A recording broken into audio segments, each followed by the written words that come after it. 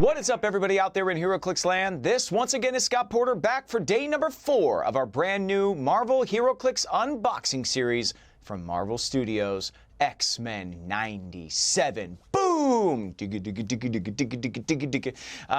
I went a little bit too far into the theme yesterday. Sometimes we lose ourselves, right? We hear something that is a nostalgic marker for us, and we just get whisked away to a different time and place.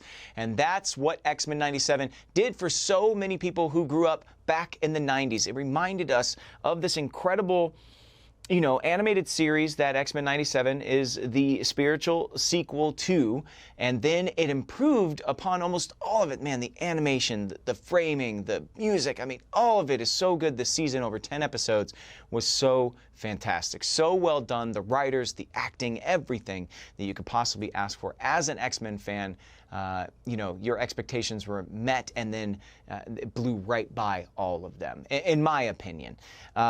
I absolutely love this entire season. If you watched the show, tell me in the comments down below what your favorite episode of the season was. Now, the team makeup was really unique this season. A lot of characters that we saw in the old X-Men animated series became permanent members or had returned. Or, you know, we even gained some new members like Sunspot. So I think the only team member we have not seen as of yet is my son's second favorite mutant outside of Gambit, Morph. We haven't seen Morph yet. They have not appeared yet in this series. So very excited to see if we can maybe pull a Morph today. Outside of that, we still have Professor X. We still have the Adversary, which was a big part of a couple of episodes of the show, who takes a much different form in X-Men 97 than the Adversary did in the comic books. But we've seen them kind of twist and shape things in the way that they wanted to do it to feed their story for X-Men 97. So Bastion's origin is much different. You know, how Rogue and Magneto came together and had a relationship that they built on some past that they created specifically for this show. And I think it really helps it stand alone as a really incredible and important piece of X-Men you know, media for all of the fans to consume. So I had a great time watching it, and I'm hoping you are having a great time watching this unboxing series. Today, we're going to do 3 more boosters. Let's see, we've pulled a couple of super rares, 3 of them actually, Marvel Girl and Abscissa and Storm. So we're still looking for a Prime possibly, or for a Chase. That's what's out there. On the back of the box, we saw Wolverine and we saw but his claws aren't glowing. I was hoping it would be, you know, that moment with Gambit and Wolverine, but maybe we're not getting that. We're on the back of the box. We saw specifically Nightcrawler with his 3 swords and Wolverine with his 6 claws, which is again a specific scene from the show when these 2 characters are trying to protect Rogue.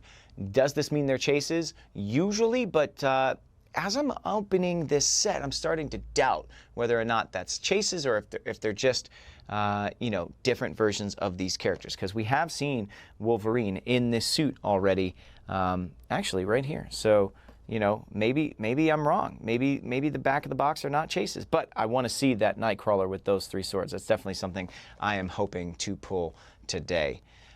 We haven't seen Mojo, we haven't seen Spiral, we haven't seen any of these X-Men who made smaller appearances, like on Genosha, where you had Dazzler singing, and Boom Boom, who came up and had a moment with somebody. Any of the, speaking of Morph earlier in the video, any of the X-Men that he's changed himself into over the course of the series, we have not seen in this set, so I'm beginning to lose hope that maybe some of those cameos that Morph performed, maybe like Morph as Archangel or Morph as Colossus, I was hoping, or Morph as Magic. Oh, when Morph becomes Magic and Magic is battling Goblin Queen, ooh, so cool in the show. I'm still hoping for some of those moments, but becoming a little less hopeful that they will happen. That being said, let's just jump into it and see if we can get any of those things to appear in our hands today.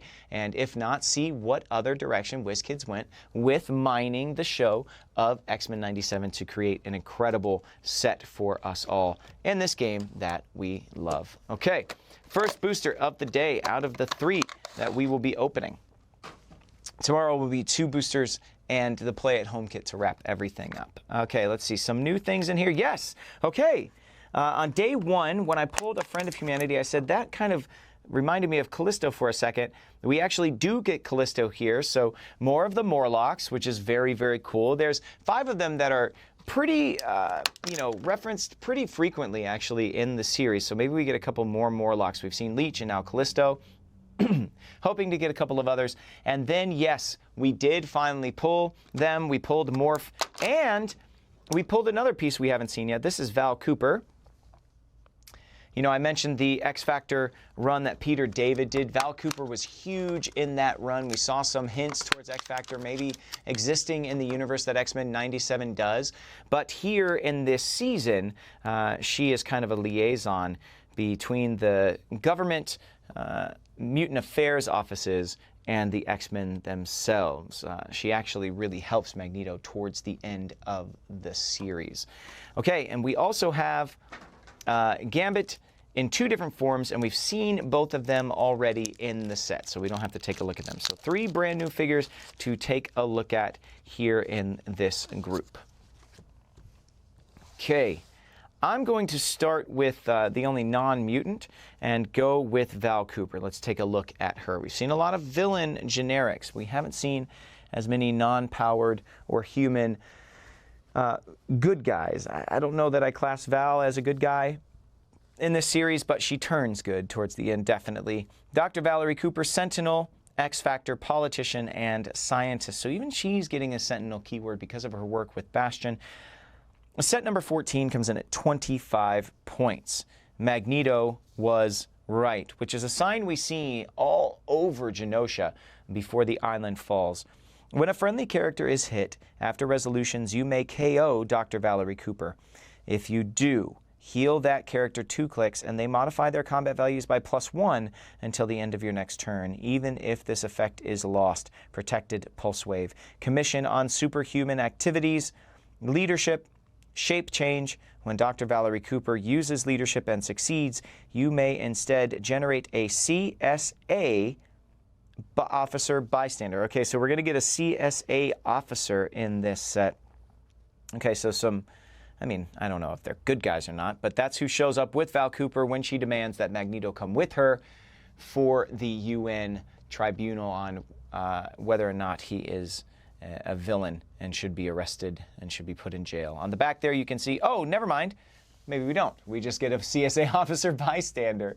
I didn't know if we were going to get a generic as a figure, but no, obviously we're just getting this bystander here. Okay, very, very cool. A little bit of sidestep, a little bit of toughness, a little bit of precision strike. So on the front, she has some mastermind. She does come in at only 25 points, so she's going to have to share a keyword to really be able to mastermind off to anything. Good for her that there are a number of things in this set with Sentinel. I love that X Factor. X Factor got the keyword. Oh, come on. Give me strong guy. Give me multiple man, please. Okay. Let's see. Val Cooper. That is her up and down. You know what? I'm actually going to put her on the villain side just because, at the end of the season, she utters that line, Magneto was right, to Bastion, after she frees him when he was holding him captive. So very, very cool moment there. Another really good quote from the show. Okay, now I want to go into Callisto. Callisto has Morlocks, politician, ruler, spy, and warrior keywords. Set number 27 comes in at 45 points. Leader of the Morlocks is a trait. Leadership, stealth. When Callisto uses leadership and succeeds after resolutions, generate a Morlock bystander. Unique modifier. At the beginning of your turn, you may choose a combat value. Friendly characters that have the Morlock's keyword modify that chosen combat value by +1 until your next turn. So at the beginning of the turn, you may choose a combat value. It does not say you can't choose damage, so can you choose damage there? Tell me in the comments below, yeah? You can choose damage there. Morlocks getting a +1 damage, why not? 2 targets there, 0 range, of course, to attack multiple adjacent figures at once. On the back, you can see the Morlocks have sidestep, have 16 defense with super senses, and you can see Leech there. I believe that Leech is surrounded by some other Morlocks there. Very, very cool. You have the Underworld underworld team ability here. Morlocks used to have their own kind of team abilities to be able to gang up on you and kind of pummel you in a chain effect. So the fact that she has some of that into her trait is kind of a cool throwback to HeroClix times of old. Okay, last but not least in this booster, we have Morph, who takes the shape and powers of so many different X-Men in X-Men 97. They very quickly became one of my favorite characters in this season as well. Marauders, X-Men, Assassin, and Spy, just like old times. At the beginning of your turn, choose Hulk, Magic, or Quicksilver. Okay, this is how they're going to do it. They're not going to give us actual figures, but something on the card. Morph can use the corresponding effects until they choose again. If you choose Hulk, Charge, Super Strength, modify defense by +2. If you choose Magic, Blades, Claws, Fangs, phasing teleport, passenger of 2. If you choose Quicksilver, Flurry, Sidestep, and modify speed by +3.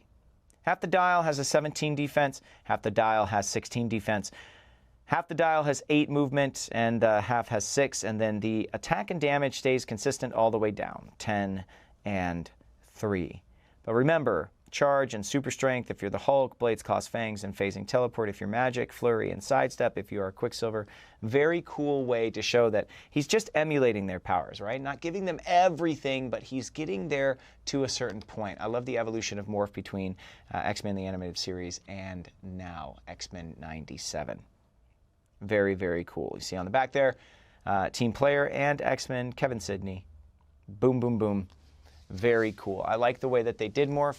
I didn't know if we'd get like multiple figures where he was taking the powers of other people. You know, when you're first watching the show, if you're not aware of what Morph actually does, the first time he changes into Archangel, you're like, wait, where did Archangel come from? It's Morph taking the form and all of the things. So you have to pay really close attention. That's what I love about X-Men 97 too. You can't just like, you can't watch it and be on your phone or on your computer or be trying to do work or whatever. You get to sit and really watch it because there's so many quick little Easter eggs. Like in the very first episode, there's a sign missing and it has a mutant's face on it. That's Morrow. Like Morrow is on a sign. That's a little Easter egg. And as you go through, like if you're not paying attention in Forge's lab, you'll miss that photo of X Factor. There's so many cool little Easter eggs out there. So I've been trying to share as many of them as I could with you because maybe some of you didn't get the chance to watch it as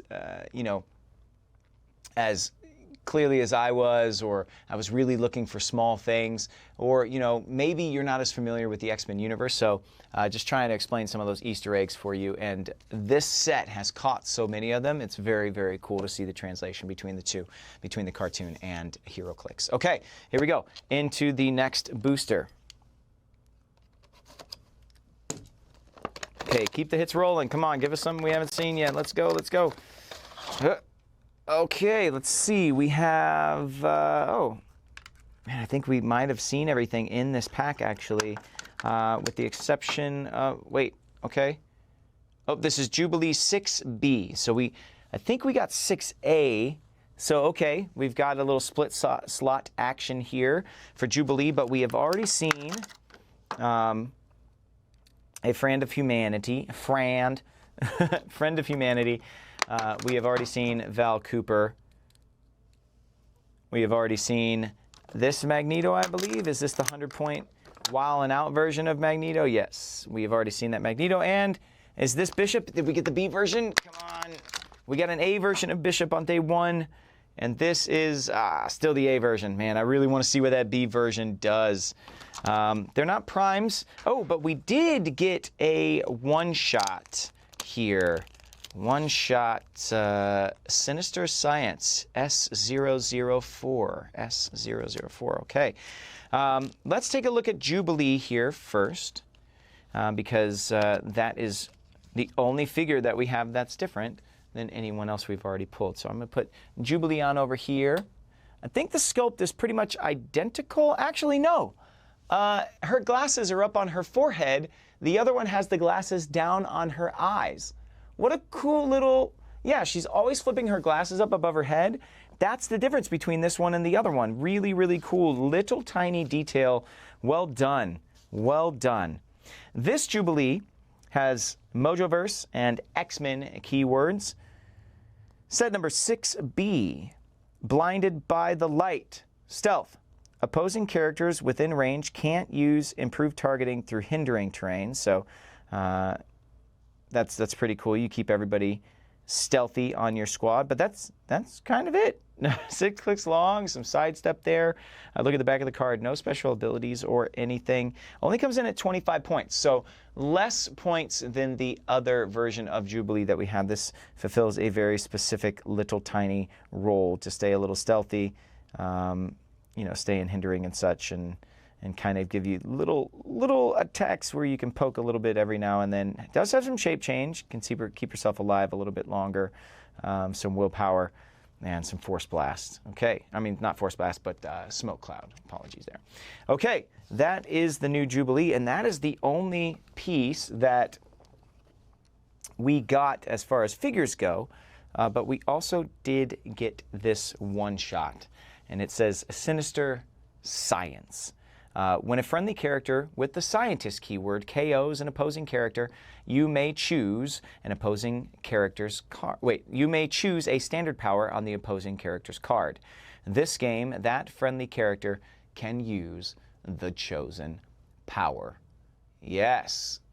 Once again, all these cards you see pop up is Joe back there on the 1s and 2s. Got to give him a round of applause in the comments down below, because I got to kind of just shout these numbers and names out at him, and he's got to pull them as quickly as he can. So thank you back there, Joe. And that is the one shot, Sinister Science. If you notice, this one costs 10 points. A lot of them cost 5. This one is actually 10 points for this one shot. Okay, we've got one more booster today. We are flying right through day number 4. Hoping for a prime, hoping for a chase, hoping for a super rare.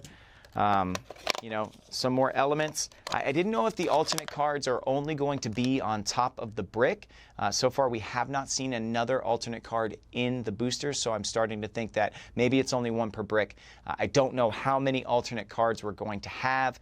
Based on the first one, I think I would place my money on alternate cards happening for all of the regulars on the team of X-Men. So everybody on this image back here behind me or on the front of these boosters, you know, so Magneto, Rogue, Beast, Storm, Bishop, Cyclops, Wolverine, Morph, and Jubilee. That would be the money I would place on how many alternate cards you may have, but we haven't had any more in the boosters, so I don't know. Your guess is as good as mine, but that's what I'm going to take a stab at. Okay. Ooh, okay. Couple new pieces here. A couple new guys we haven't seen yet. This is Bolivar Trask. But that's not just Bolivar Trask. That is Bolivar Trask in his like prime Sentinel form. Next, we got the man himself, to me, my X-Men, Professor X. And it is a super rare. So he's in his little hover wheelchair there.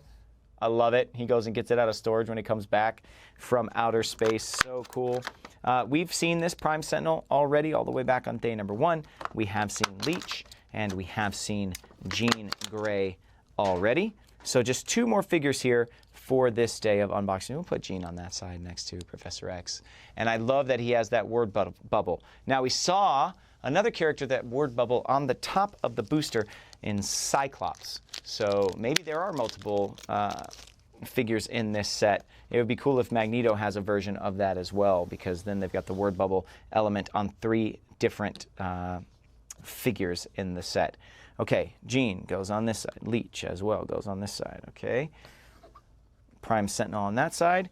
And let's take a look at Bolivar Trask. Now, oh, this is set number 22B. So, in the show, after Genosha goes down, Rogue is trying to find Bolivar Trask, because the Sentinels are what come and destroy it. So she immediately thinks that he would be the one that was in charge of them. In order to find Trask, she has to find Gyrick. And on that quest, she encounters Captain America, actually fights him, actually throws his shield into a mountain range, which is really, really a lot of fun. And goes on this quest to finally find Trask, and she's out for vengeance. And when she finally finds him, he's speaking very cryptically about your future is gone. See your future laid to waste. And then he starts talking about somebody who has taken over his body, and he wants to end it all before he becomes what this other person has made him. And he's trying to jump off a roof. Rogue catches him and says, you know, tell me what you know. And he says he knows nothing. I have nothing for you. And she says, then same. And she drops him off the roof. She literally drops Bolivar Trask to his death, at which point he reawakens and shows us the first Prime Sentinel that we see in the show. And here he is. Boom. Bolivar Trask in his Prime Sentinel form. Take a look at his card here. Sentinel, robot, scientist, keywords, set number 22B. No special powers, no traits. I was expecting, I don't know, anything else there. He's just a big, beefy version of a Prime Sentinel, it kind of seems. Underworld team ability, has some hypersonic speed, super strength. He's got pulse wave, running shot, range of 4 with 2 arrows. Here's the thing. When he comes back to life, he lays waste to the entire team of X-Men. He puts Rogue out of commission. Actually, I think he's one that puts her in a coma, basically, as well as destroying most of the rest of the X-Men. And so this is kind of the first Prime Sentinel that we see. I wonder if in the show, and maybe somebody can tell me in the comments down below, I can't remember if Bastion made Bolivar Trask the first Prime Sentinel. I can't remember that or not, but he's definitely the first one we see in the show. And the moment when Genosha collapses,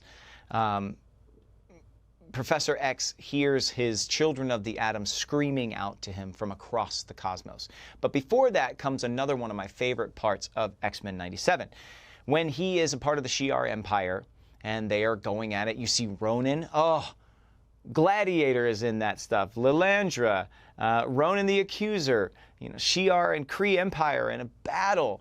And he is kind of announced as the monarch of the Shi'ar Empire by Princess Lilandra, as though the Empress is going to marry Charles Xavier. That's the first time you see him in X-Men 97. Everybody has all this infighting. They call this giant debate. And he ends up actually putting all of them into a mental classroom. And he says the words, "Listen up, everybody. Class is in session." I love that moment. He's standing in front of everyone and he's teaching all of the leadership of the Shi'ar Empire like it's a lesson. It's Deathbird and Lilandra and Gladiator and Lilandra's brother. I mean, it is such a fun moment. But later in the series, when Genosha falls, you see the anguish of Professor X leaving all of his mutant children behind and very quickly returning back to Earth, where he gets his little hover chair back. And this is the Professor X we get in the back half of X-Men 97. Set number 35, he is a super rare, comes in at 50 points. To Me, My X-Men, Professor X. So yes, Cyclops is going to have one of these shared traits. And I bet you that they also have a Magneto version that has this trait. Leadership, power. Once per game, roll a d6 and heal all friendly characters with the X-Men keyword, a number of clicks equal to half the result rounded up. Oh, I love that. You roll a 6, all of your X-Men on the map are all healing 3 clicks. You can do it once per game. That is awesome. He's got Shi'ar, X-Men, Ruler, and Scientist keywords. That is so cool. And then, of course, improved targeting through everything. He can reach you anywhere on, through anything he can find you. 6 range, 3 targets. Triple target mind control in a 6 range on these smaller maps, and his line of fire is not impeded by anything. He could cause some havoc, man. On the back, welcome to your mind. When an opposing character within range and line of fire makes a ranged attack, roll 2d6. If the result is greater than the finalized attack roll, that attack misses all targets. Oh, that's awesome. He takes you out of the battlefield, puts you in your own head so you can't hurt anybody. He does it very often in the show as well. He appears in somebody else's mind. So another super rare and the end of our boosters for day number 4. Pretty quick video up and down. We only have 2 boosters left. And man, the possibilities are endless for what we could have. I'm hoping for the adversary. I think most of all, a scene from the show that I would love to see made into this particular set is the life-death episodes. Storm when she's powerless, Forge as not only the inventor mutant that we know him as, but also you have to remember he was raised as a shaman inside his indigenous tribe. So very cool. He has some mysticism to him as well, and he uses it in the battle against the adversary. And the adversary in this show takes the form of this giant, like, owl human beast that feeds on your anguish. Such a cool character design, and I would love to see the adversary made into Clix form. That would be a really cool thing. So I'm hoping to pull some really cool some more really cool things tomorrow. But that's the kind of storyline that I would like to see fleshed out in HeroClix form. Let me know what your favorite storyline was in X-Men 97 down below, or let me know what your favorite piece I have pulled so far in the first 4 days is. Let me know that in the comments down below. I'll be there mixing it up with you like I always am. Thank you to WizKids for allowing me to share this all with you. Thank you to HyperRPG and Joe back in the back for sticking with me here today. And most of all, thank you all out there watching from home for allowing me to come into your computer screen. I mean, it's like Mojoverse, right? I appear. I don't know when you're watching me, but you are. Wherever you watch, however you watch, thank you for watching, and thank you for allowing me to continue to be a part of this amazing community. I will see you tomorrow for day 5, and until I do, as always, may all your rolls be critical hits.